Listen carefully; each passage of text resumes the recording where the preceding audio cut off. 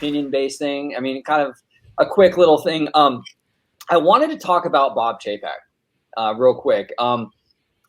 He's been on the job now for what? It's been a little over a year or so. In light of that Variety article that just came out a few days ago and what have you, Vash, I wanted to ask you, going forward, what kind of CEO do you envision, in your opinion, Chapek is going to be? What kind of CEO, what kind of leader? I don't, how can I say this? I don't see him as being a very ambitious CEO.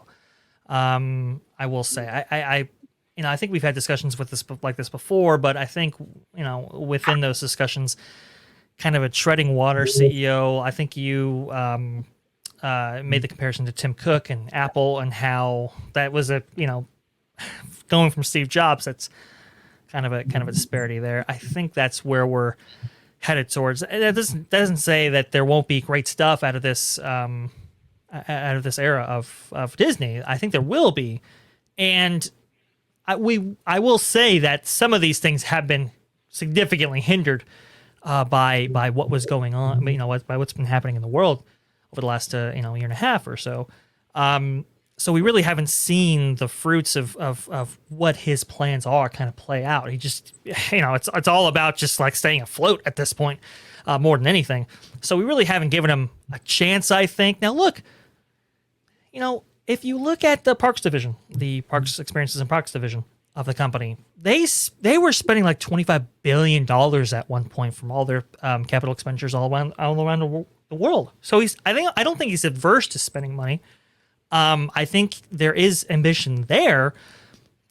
It's going to be really interesting to see where we go from here. But I don't think if you look at the huge gains, the huge acquisitions of the Bob Iger era, I don't think that's where this is.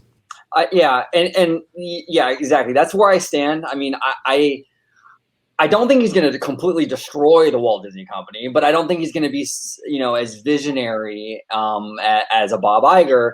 Tim Cook is the best example that I could find. Tim Cook came out right after Steve Jobs. Steve Jobs was incredibly visionary, literally changed the world. So he kind of, like Tim Cook,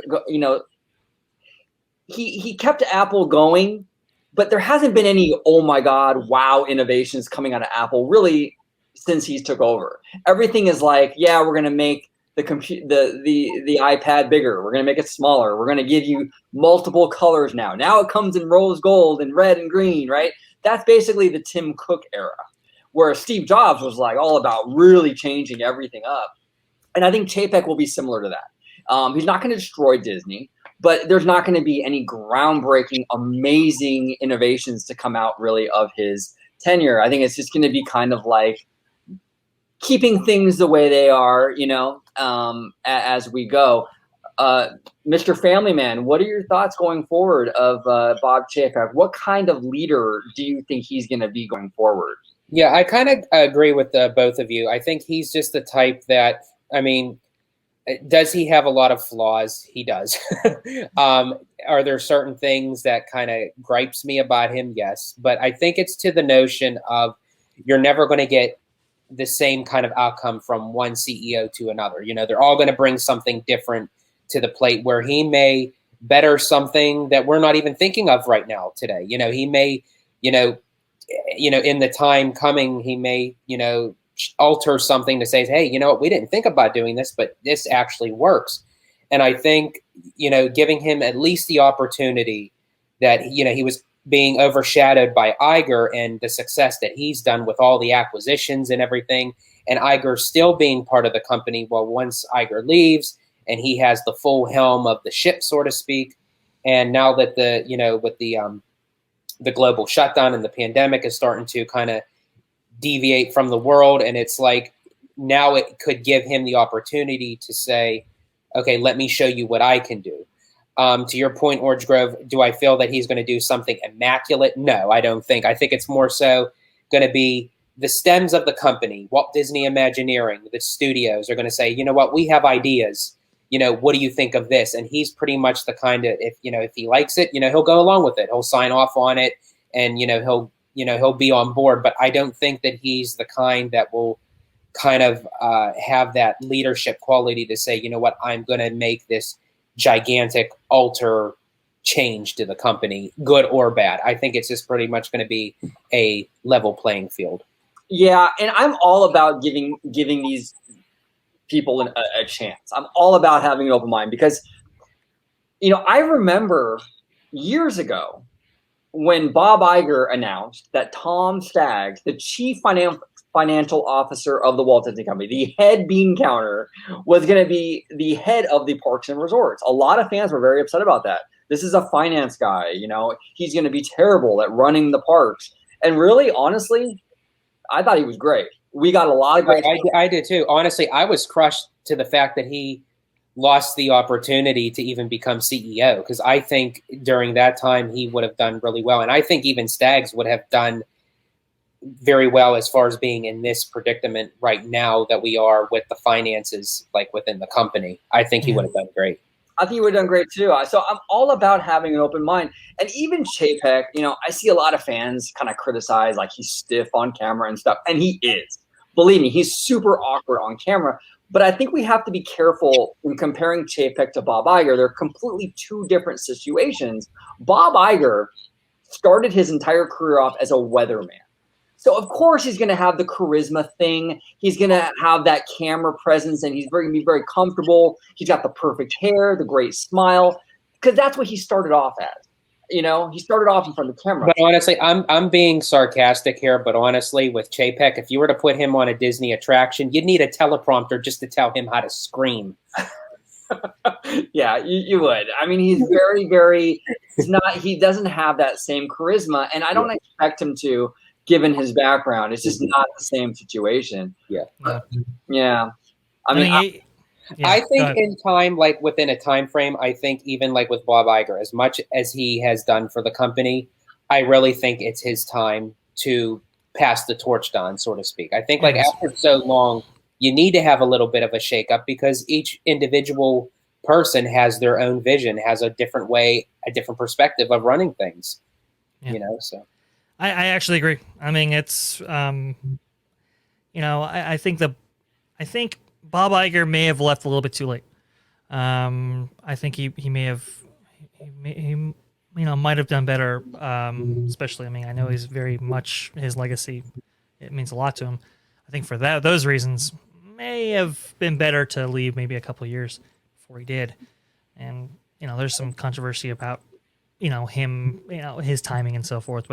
But I think Chapek, I mean, he's kind of the more Wall Street guy. He's kind of the business part of show business, and that comes with its advantages and comes with its disadvantages. And I'm worried about a few aspects. I'm concerned. I know, Star Wars Galaxy's Edge, how ambitious it was going to be. From what I understand, some of those things got cut. I'm not saying Bob Chapek was directly responsible, but from what I've heard, that might be the case. I don't know. We'll see. We'll definitely see. I am very, very optimistic. Then again, it is Bob Chapek, so we'll see. Yeah. It's going to be very, very interesting to see how this company is under a Bob Chapek, leadership role, because really, I mean, we're not going to know until after Bob Iger leaves, because Bob Iger still has an enormous amount of power in the company. He does. Yeah. So after December, and we're getting into the new year, I think we're gonna see Chapek's true colors, for better or worse. It's and then after that, if need be, then we can give him the whole goofy size shoe boot.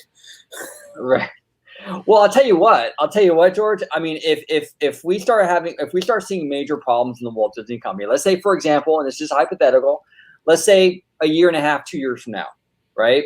Because of the policy that Chapek laid out, Kevin Feige, the head of Marvel, is like, you know what? I'm done with this. I'm not dealing with this. I want out.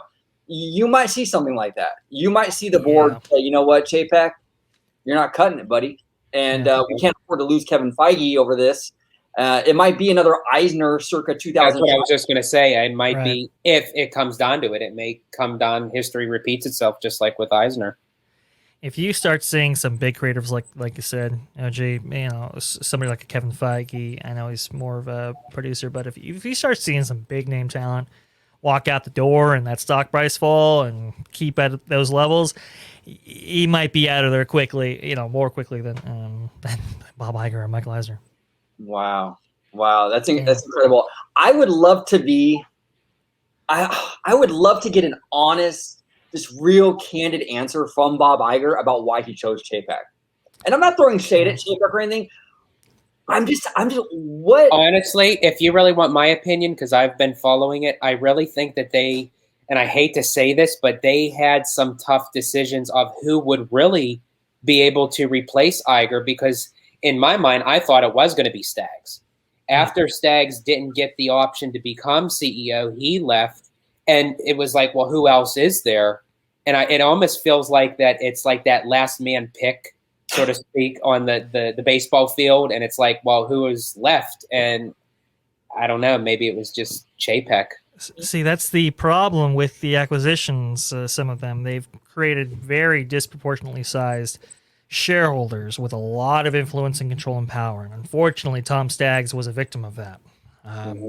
From what I understand. And yeah, like you said, I mean, he is kind of last choice because the board couldn't decide. The board couldn't, decide, really agree on who should be who should be next. And unfortunately, Bob Chapek was the guy. Look, there are some notions. I've heard like some kind of like, this is like some rumor, almost, look, take this with a huge grain of salt, but I've heard like, oh, maybe Chapek was selected because if he doesn't get through the pandemic and it can all be kind of foisted on him and as a result and so forth. But I think he really did perform better than expected. So I don't know if that's completely true, but I mean, it's just, there's a lot of dynamics here. There's a lot of shifting tug of war, kind of thing. And I think Chapek he's asserting dominance right now. And honestly, I think he has the numbers to back up that what they did during this time was the right call, and they, exceeded expectations when it comes to just their operating losses and so forth. And I think once those things are kind of cast out, I think we'll start to see really what Bob Chapek has in mind. I was actually rooting for. I actually wouldn't have minded Tom Staggs, but once he left, I was really rooting for Kevin Meyer. Because I mean, he was kind of, for those of you not familiar at home, Kevin Meyer was the acquisitions guy. He was Bob Iger's right-hand man with the Lucasfilm acquisition, the Marvel acquisition, the Pixar acquisition. This guy was with Bob Iger the entire step of the way during all those major acquisitions, which was a huge part of Bob Iger's legacy, really. I really thought Bob Iger was going to go with Kevin Meyer. And then when it was announced he went with Chapek, I'm like, I don't know what Kevin Meyer did or didn't do to not get that job, but I really did feel like he was a shoo-in. I don't know how he bungled that opportunity. Vash, are you surprised by that too at all? Or I was very surprised by that, and I really want to know what the board thinks of Chapek and how they were able to sign off on something like that, and why Kevin Meyer wasn't the guy. I mean, well, look. Kevin Meyer's first instinct was to go to TikTok. I don't think that worked out too well in the way that he had envisioned. So, I don't know, maybe instinctually he didn't have the best instincts. I don't know.